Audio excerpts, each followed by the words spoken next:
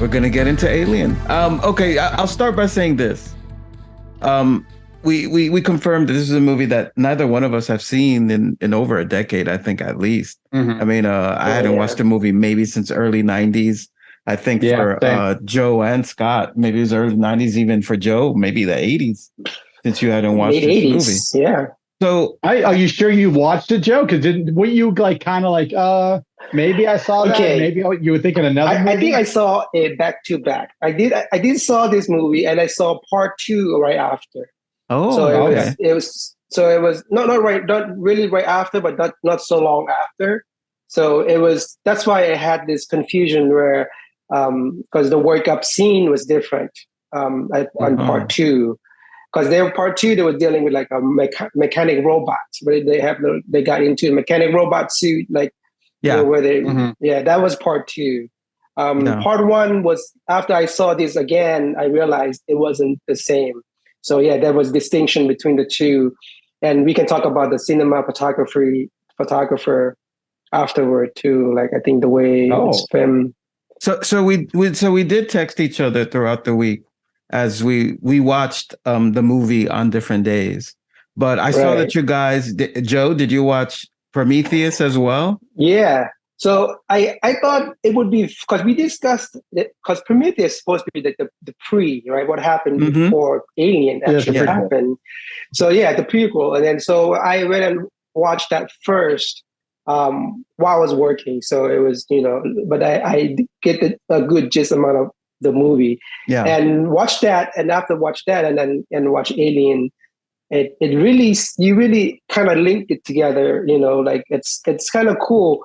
But the funny thing is, like, if Alien was made in the late 70s, that's what the computer would look like. That's what the technology would have looked like.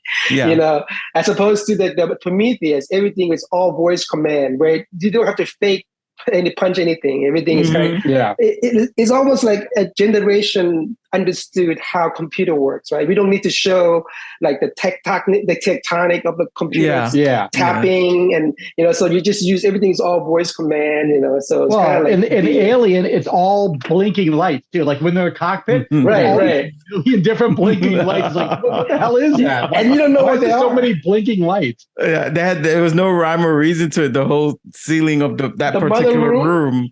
The mother room. It was where they spoke to Mother, which was their big or grand computer. And that actually made me chuckle a bit. You're right, Scott, that scene and all these lights on the ceiling of the room. And I'm like, there is no rhyme or reason to that thing on the ceiling. Like that's just for show. That doesn't, that did nothing. For 1979, man, this movie looks good. This movie, and they shoot it so dark. It helps take away whatever budget problems they probably had making this movie.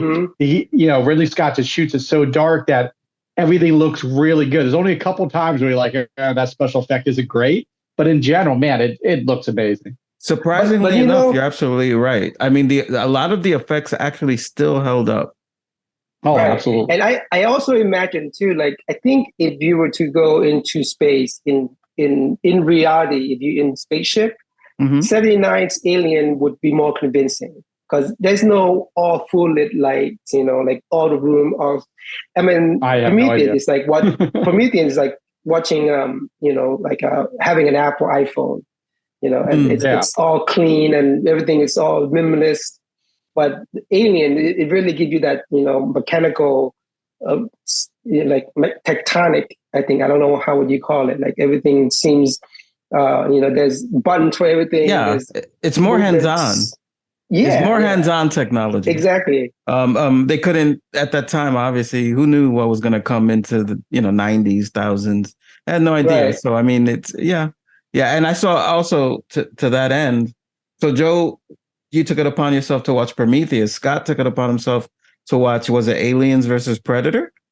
No, I watched Prometheus also. I watched Alien 3. I skipped over Aliens. I felt like I remembered that movie very well. So I watched Aliens, and then I watched a documentary about Alien called Memory that was just about Alien, the movie alone. So I'm well prepared for this episode. Okay, so shit. Let's not hold back any longer, man. Let's get right into it. Okay, so getting into the plot, and I'm sure we're going to go off on a lot of tangents because there's a lot of points to this movie that we're probably going to want to discuss. But getting back into the plot, so they wake up, and it wasn't a distress call, as we learned later, right? Which was a pleasant surprise to me as well. It was a warning, right? It was a freaking warning. Yeah. And if they would in Prometheus, they kind of expound on that as well in Prometheus. Yeah. Okay. I have to go back and watch Prometheus. This film made me want to watch Prometheus. It gave me a reason to. Yeah, it's neat how they tie it together, but I still don't think Prometheus is a great movie. It's fine. It's nothing amazing. But yeah, they get that warning.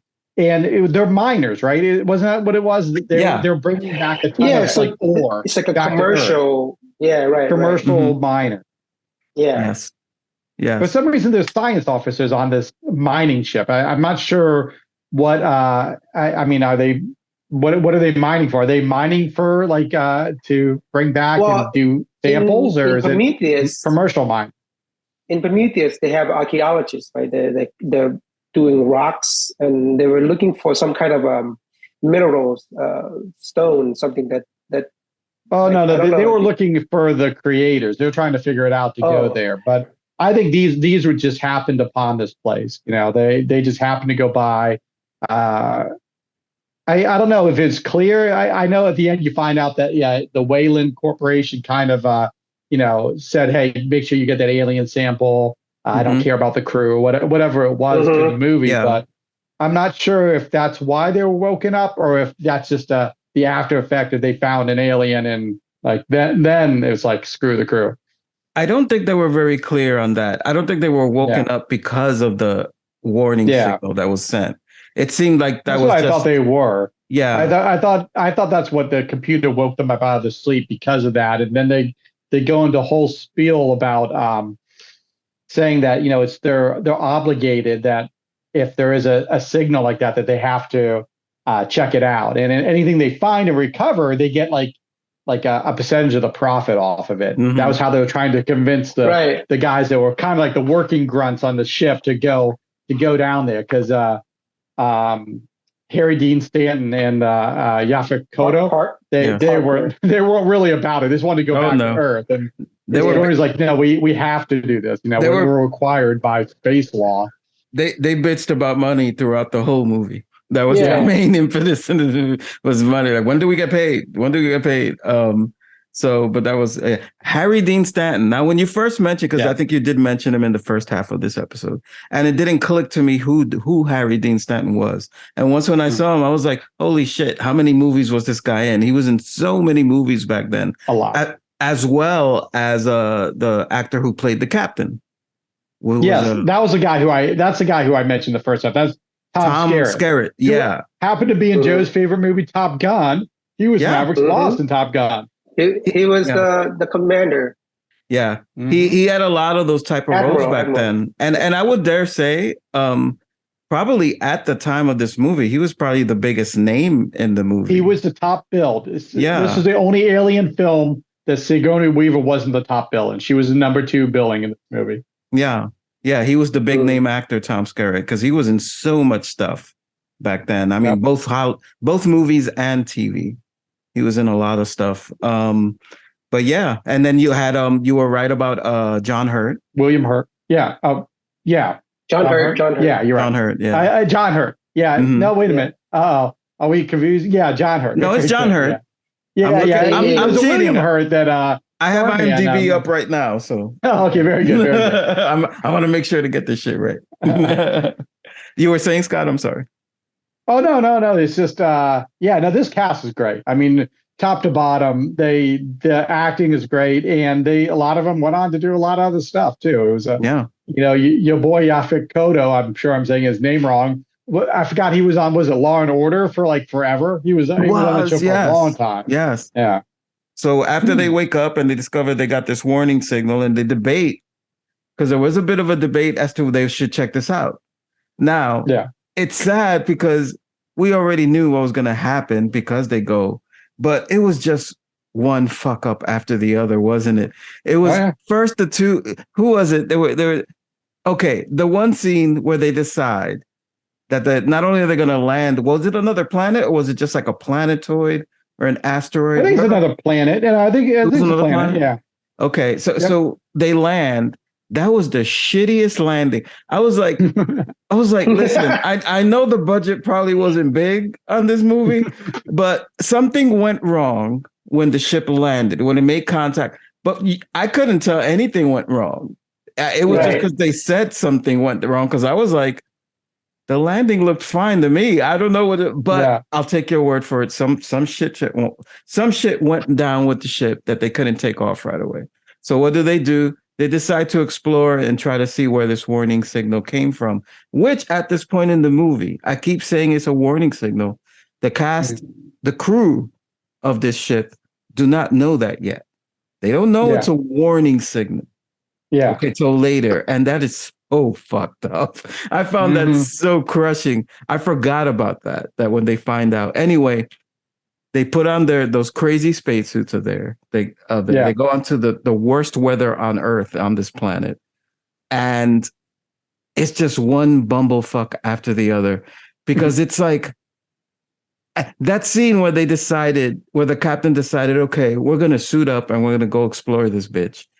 And the one female crew member was like, she had this look on her face like, don't say we're going to go out. Not a good idea. And then he says, suit up, we're going to go explore this. And she was like, fuck, like, okay. and they're outside and they're wandering and they find the cave, right? They find one of those big cylindrical ships that we find out what they are in Prometheus. But we didn't know that back then. We didn't know what it was. And when they walk in, that's when the shit fest starts.